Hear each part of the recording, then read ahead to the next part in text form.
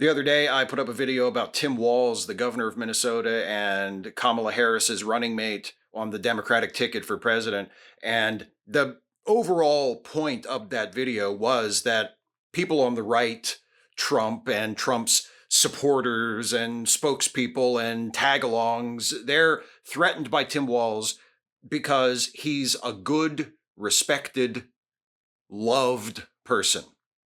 And boy, if you ever needed evidence of that's their problem with Tim Walz, and that's why they're threatened by Tim Walz, because they don't understand what that is like or what it means to earn that, to deserve that, to have that in your life. Boy, you could not ask for a better example of that mindset among conservatives than the reaction to a few seconds of video during Tim Walz's speech at the convention on Wednesday night of Tim Walz's 17-year-old son, Gus, showing some enthusiasm and affection for his dad. Just take a look at this video real quick and see what all the fuss is about on the right. Hope, Gus, and Gwen, you are my entire world, and I love you.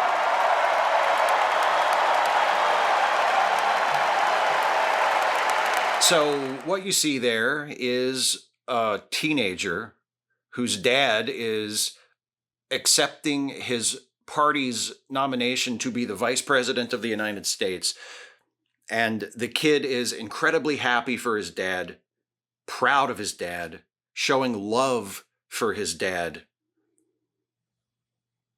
And what did some people on the right, what did some Republicans and conservatives have to say in response to Gus Walz displaying this emotion, this love for his dad?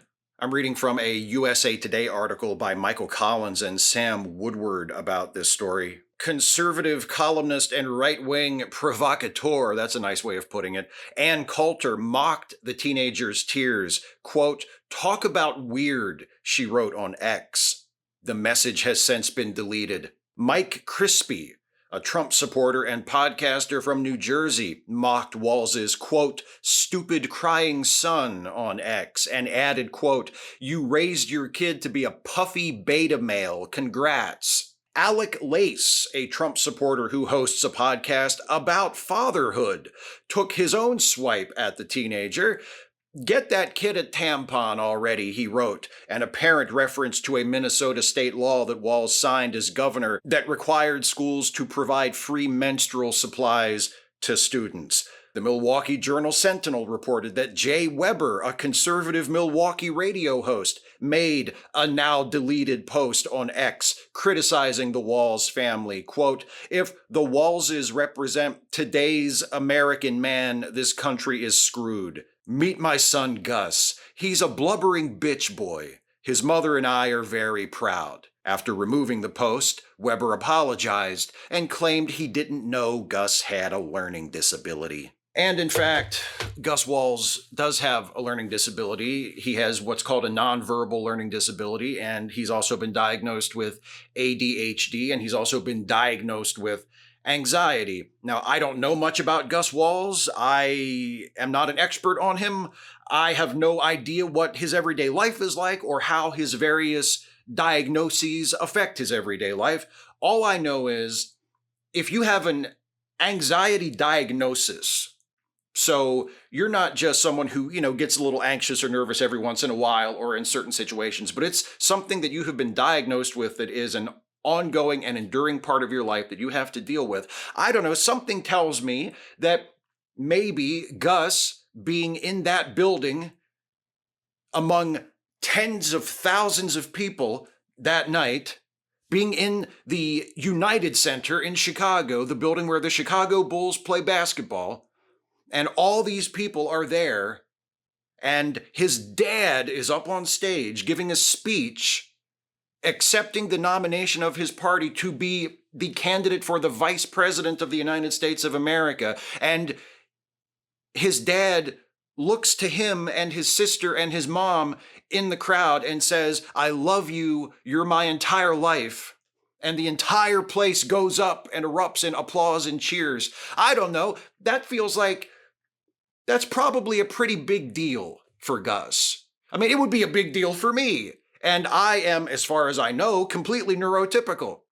If my dad was up on stage accepting the nomination for vice president, and I was in the seats in the front row, surrounded by tens of thousands of people in a major American arena, a major American sports arena, and my dad pointed at me and my brother in my case and said, "I love you. You're my whole life. I couldn't do this without you." I don't know. That would be a big moment for me. I would probably be crying and applauding and telling my dad that I loved him in that moment. And I'm someone who's never been diagnosed with anxiety or ADHD or a nonverbal learning disability or any other kind of learning disability. So it's probably a big deal for Gus to be there and to be having a good time, as he seems to be having in that clip. He seems happy. He seems joyful. He seems very emotional, yes. Tears, but tears of pride, tears of joy. Pointing at his dad, saying, "I love you." Looking to other people and pointing at his dad up on that stage and saying, "That's my dad. That's my dad." If you can watch that moment and your first instinct is to make fun of that kid, I don't even know what word to call you. I have a pretty deep pocket when it comes to insults and nasty, derogatory things to say about people when I feel like that's necessary or appropriate. I don't know what to call you if that's your first instinct. And this bullshit from Jay Weber, the Milwaukee podcast host, who said that he called Gus a blubbering bitch boy and then removed the post and apologized. And he said, "Well, I didn't know that he had a learning disability." Okay. So if Gus didn't have a learning disability, then calling him a blubbering bitch boy for being happy for his dad, that would be okay? Like, what made that comment over the line in the mind of Jay Weber is that he made it about a person with a learning disability. If it was a neurotypical kid who was proud of his dad and applauding and cheering and crying and looking at other people and saying, "That's my dad," if you had called that person a blubbering bitch boy, that would be okay in your mind, right?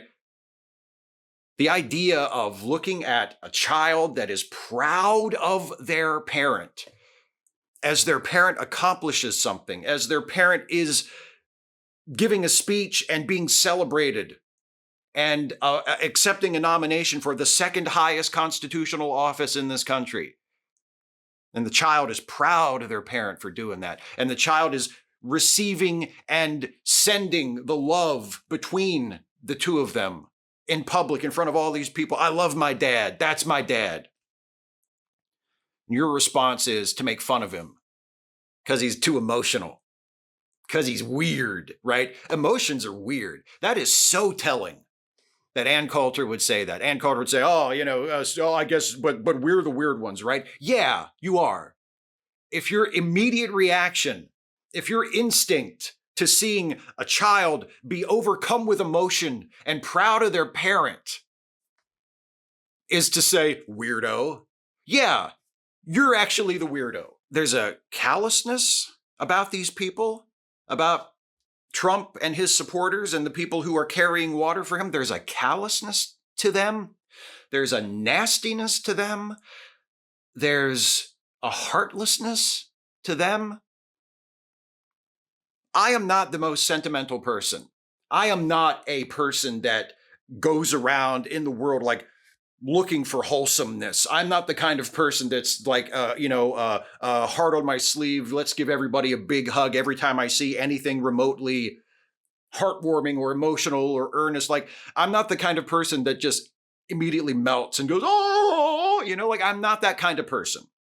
I do value earnestness. I do value honest expression of emotion. I do think it's incredibly undervalued in our culture, in our media, in our art, in our society. Like, I think those are incredibly positive, important qualities for people to have. But me personally, I am not the kind of person that just immediately, falls to pieces and cries tears of joy when I see something kind of sweet or kind of nice or whatever. But if you can look at Gus Walz being proud of his dad and telling his dad that he loves him, and all you can think to do is to make fun of him, fuck you. Fuck you. You garbage human being. You piece of fucking shit. What could you possibly have to offer the world that would be worth voting for as a representative in government, much less as the president of the United States? And why would anybody with any ounce of integrity or soul or humanity in their body want your vote? If Donald Trump was any kind of human being himself, he would immediately disavow this. He would immediately be like, no, that's absolutely unacceptable. If you said something like that about Gus Walz, then you better not vote for me. That is absolutely unacceptable. That is not what I am here for. That is not what I am about. But of course, he's not going to say that because that's exactly what the fuck he's about. They are following the leader. They're acting as Trump acts. Because that's exactly the kind of thing that Donald Trump would say. Oh, what an embarrassing display. Oh, the young man, the son of Tim Walz putting on such an embarrassing display of emotion. No complete lack of class, lack of decorum, because Trump is the expert and the example to be followed when it comes to class and decorum. The fact that some of them deleted their tweets or walked back their comments when the pushback came, and maybe some of them realized, oh shit, maybe I shouldn't have mocked and denigrated and made fun of a teenager who was just happy for his dad.